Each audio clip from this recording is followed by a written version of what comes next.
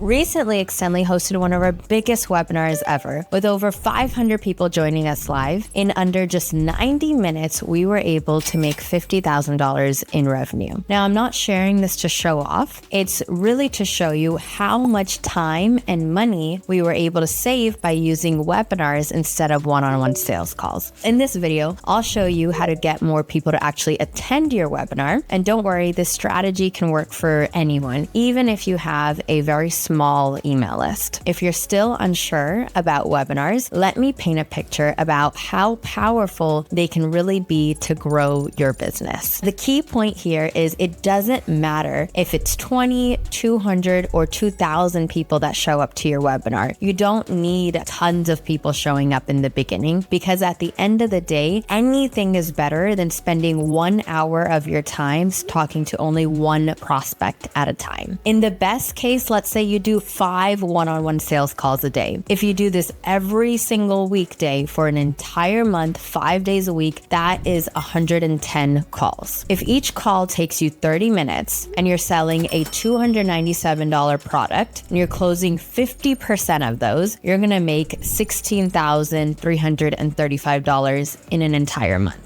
But you would be spending 55 hours on calls. That's $297 per hour that you're spending. And again, that is the very, very best case scenario. Most people aren't even booking that many sales calls. Now with webinars, let's take a look at the absolute worst case scenario. Say you run a webinar once a week and you get 20 attendees every single time. That's 80 people in a month, already more than how many people you were able to speak to with one-on-one sales calls. And that's something anybody can achieve. But if you spend 90 minutes per webinar and you close just 20% of those 80 people, that's 16 sales, or 4,752, and you've only spent 6 hours in total that month. Even with the worst case scenario, your webinars are making you $792 per hour versus the $297 per hour you were making with one-on-one sales calls. As you can clearly see, webinars will earn you more than double per hour compared to one-on-one sales calls. And that's comparing the absolute best case scenario versus the absolute worst case scenario. In reality, when you run webinars, you might have 10 to 20 people show up. If you sell about 25% of them, you can easily make $3,500 to $5,000 per month consistently and in much less time. The secret to webinars, however, is our activate, boost, and convert strategy. Once we singled in and started realizing our webinars are way more profitable than one-on-one sales calls, is how we began developing this strategy. This strategy not only leads us to having more registrants to the webinars, but also more attendees, so people actually showing up. Our show up rates have gotten up to 50% for some of our webinars, which is unheard of. Typically in the industry, a webinar has about a 20 to 30% show up rate, but the boost sequence in our webinar strategy has actually brought that show up rate up to 50%. Let's start diving into what the activate, boost, and convert strategy is, starting with the very first one, activate. Before using this strategy, we would have about 20 people show up to our webinars, which is still good. But now, after really getting this system down, our webinars average around 500 people. And that starts with our traffic sources. There are 4 main traffic sources that we use to get people to register. We use paid ads, our email list, SMS list, and organic social media content. I'm going to get into how you can drive people to your webinar with your email list and your SMS list and your organic social media posting. We're going to skip over ads for now. We'll cover that in a later video. I'm going to cover with you guys what our organic social posting strategy is. Whenever you're posting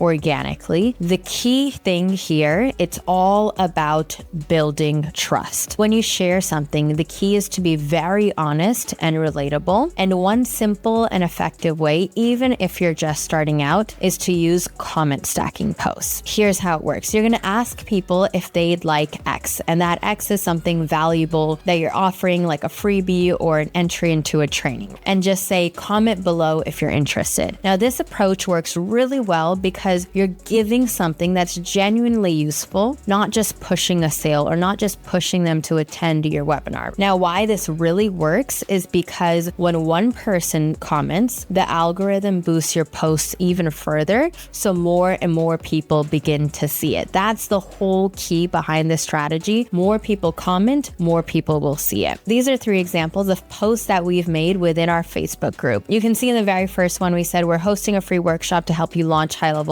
Comment launch below to join. Why this worked is because within our community, this is a pain point that people have trouble with this. So we narrowed into a topic that people are eager to learn about, something that they're eager to solve. And because the topic was so on point, we didn't have to do much else to generate interest other than tell them we're going to be teaching on this topic. This one generated 61 comments. And the next one is a very similar concept where I know my audience has trouble with a end-to-end setup of GHL. So I dug deep into that pain point, and this one generated 134 comments. This one is still generating comments up until today. And this last one is what I like to call the curiosity hook. This strategy earned us over $500,000 in sales, and we're ready to share it with you. What that does in everyone's mind is like, what the heck is that strategy? I want to know, how did they earn $500,000 so that I can learn that and apply it within my own business? And you can see this one worked really, really well. It got us 156 comments. Those are some of the results that we generated within our group, but this works for anybody. For example, our client, Brad, I shared this exact strategy with him. I asked him to go into the popular Facebook groups where your dream client audience is, and in there, post your results. Tell those people what you've been able to achieve using your system, and just say, I'm hosting a training on this. Comment below if you want the link to join our training. Here's a screenshot of the results that he was able to generate with his method, and he said, comment if you want the link. And you can see he's generating comment after comment from this, and he's got 54 comments on this post so far. This is to show you guys that this works for anyone. You don't have to have a big reach of your own. You simply have to go into a Facebook group that has your dream audience and present them with something valuable where they want to attend that training. One key thing that I want you guys to remember here is if you don't have a big social media following, you don't have a lot of followers, and you're starting from zero, do not worry. That works. You don't have to have a big following yourself. You simply have to go into a Facebook group that does have a big following, or a LinkedIn group that does have a big following. Provide something of value and just watch those comments generate. Give people the link to register, and that's how you're going to start seeing registrations flow in. While we're on the topic of providing value inside of Facebook groups, if you keep following this strategy, people are going to eventually realize who you are. They're going to recognize you, and they're going to begin to develop trust. Next time when you post, you're going to have better results than the first time. And the 5th time that you post, you're going to have better results than the first time as well. Keep doing this strategy. It builds upon itself. Here's another example of a comment stacking post. In this one, Brian led with a free gift. You can see in his post, he says, hey, we're giving away this template on an upcoming training. Who wants it? And it generated 191 comments, and he was able to reach almost 3,000 people with this post. And he had a pretty good show up rate onto the webinar as well. And why? Because to get this free gift, you have to attend the training. So he used that free gift as leverage to attract people and get them to actually show up, and he didn't give it to them until they stayed till the end. That's how you can leverage something that people really, really want to get their hands on, by making it available only if they attend your training. Now let's talk about the second and third traffic sources, which are your SMS and email lists. Now, your list is one of your most valuable assets. What a good list gets you is control. You can easily reach out to people directly and invite them to anything you want without having to go through social media or ads, because you directly have their contact information, which is their email and their phone number. If there's one thing that you remember from this video, that is to spend time building your list. Your list is literally worth $1 million, and you should treat it like that. You might be wondering, how often should I email and text my list to get people to register for a webinar? We've tested this several different times, and we tweaked things every time to get our results better and better. And after testing it several times, I found that the best time to start inviting people is about 10 days before the webinar. This gives people enough time to see the value of attending without forgetting about it. During those 10 days, you want to send one email every single day to your entire list, but don't send more than one email on the weekend, because on weekends, people typically don't want to be bothered. So I would send one on Saturday or one on Sunday, but don't send one on both. That has led us to having a higher rate of unsubscribes. For text messages, you want to keep it very simple and only send 2 text messages total in those 10 days. Texts are way more personal, so sending too many can feel very spammy, and people are going to quickly reply stop and opt out. And if you get too many stops, your phone number is going to be marked as spam, and you're not going to be able to use that number anymore. So be very, very careful to not send too many text messages. And to really drill this down further, since we have quite a large list, we actually only send an SMS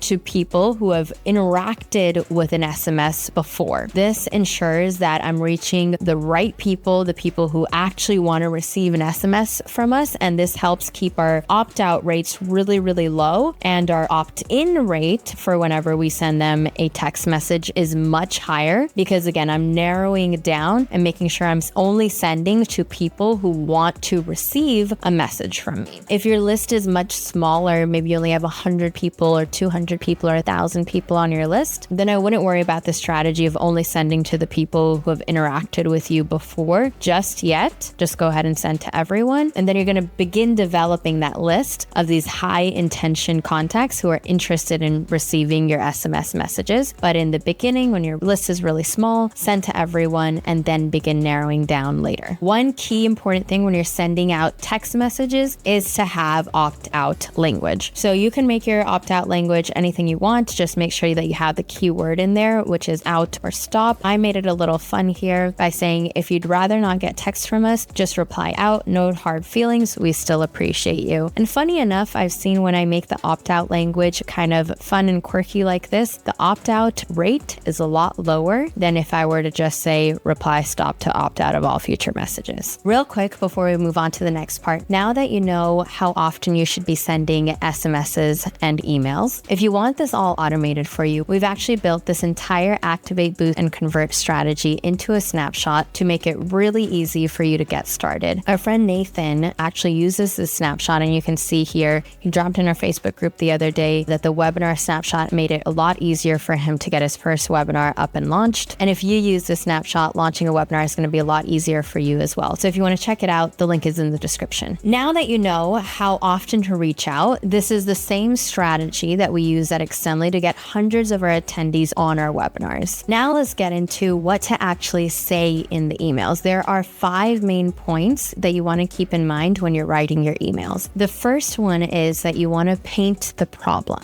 When you're writing these emails, you want to be very natural, and you want to speak and write as if you're talking to a friend. When you break it down like that, it sounds very genuine and relatable, and people actually understand the problem that you're trying to paint a lot better when you talk simply. Next thing that you want to do after you introduce a problem is introduce the webinar. Clearly state the event and date and time so that there's no confusion about when it's happening. Outline the agenda and list 3 main topics that you're going to cover. Keep it very short and simple, just enough to make them curious and excited to join. Number 4, offer a free gift. While your training should be extremely valuable on its own, a free gift is going to help you get those last minute signups. Let people know they'll only get the gift if they attend live. This really encourages people to show up. And lastly, you want to highlight the exclusivity. Mention that this event is just for your community. You can also say that there won't be a replay, which adds a lot of urgency for people to attend live. When you keep these 5 points in mind and you write your emails in this manner, the emails are going to be more clear, the invitation is going to feel warmer and more people are going to register and show up as well. What should you say in the SMS messages? When you're sending an SMS, think of it as just a shorter and more focused version of the email. In the first line of the message, you're going to explain what the event is. In the second line, you're going to tell them why they should attend. And in the third line, include the link to sign up. That's it. It's easy as that. Keep the message extremely short and to the point. Then one day before the event, send a reminder. That's the first text message. The second text message should be a reminder. You're going to send this reminder one day before the event. And this is going to get all of those last minute signups because now one day before the event, you're creating a lot of urgency. People who saw the message before but were like, I'll get to it later, are now going to feel like, oh shoot, it's starting tomorrow. I got to sign up. So the second reminder is going to be an SMS. And here's an example of how you can write it. One trick that I learned from running webinars is to include a trigger link in the emails. Now, why would you include a trigger link in the emails? It's to follow up with those people who have shown interest. A lot of times when you're sending an email, people will click on the link, they'll get to the page, some will register, some will not. But the people who were interested enough to click on the link but didn't actually register, you want to follow up with those people. This trigger link hack allows you to follow up with them in a more personal way. What I do is whenever somebody clicks on that link in my email, I wait 20 minutes for them to register. If they don't register, now I follow up with an SMS. Now, instead of just having access to them over email, I'm also able to target them more personally with an SMS reminder. With this, you'll capture all those people who were interested enough to open and click on the email but didn't quite finish the registration. You're going to get a few more registrations this way as well. One final tip for you, you're going to use urgency emails in the last 72 hours before the event. I've seen that around 30% of all of my signups happen around this time because of these urgency emails. Now, these emails are much shorter and more direct. You're going to say things like, hey, the event is starting soon. We don't want you to miss it. Here's what we're going to cover, and here's the link. Just keep it as simple and straightforward as that. And you're going to see human psychology begin to work, and people are going to register because they feel like they're missing out on something. With these urgency emails, the reason why I see about 30% of those registrations coming in the last 72 hours is simply because of human psychology. Those people who saw the email on day one or day two and were like, I'll get to it later. Now, when you send these emails that like the event is happening, please join now, they're going to be like, okay, I don't want to miss out. Let me go ahead and click the link. Let's get signed up and registered. And actually, funny enough, the people who register in the last 72 hours always have a higher show up rate than the people who registered on day one. People who registered on day one still show up, but on average, the show up rate of the people who registered in the last 72 hours is always a lot higher. This is the exact strategy that I used to take Xtendly's webinars, where we only had 20 people showing up, and now our webinars consistently have over 500 people showing up using this same exact strategy. I hope that helped. What I covered in this video was only the activate part of this entire webinar strategy. We still have the boost and the convert left. However, if you guys really want to learn the whole strategy from end to end, check out this video right here where I cover activate, boost, and convert as if you were a beginner running a webinar. And you're going to want to watch that video if it's your first time running a webinar or your 100th time running a webinar, because you're going to learn things that we have had to spend so much time, money, and energy learning through trial and error and different A/B tests. That's all jam-packed into that video. So go ahead and give that a watch, and you'll learn our entire strategy on how we took Xtendly's webinars from making $0 to consistently making $50,000 on a webinar, $100,000 on a webinar. And I guarantee the same strategy is going to work for you as well if you implement it. So that's all I have for you guys today, and I'll see you in the next video.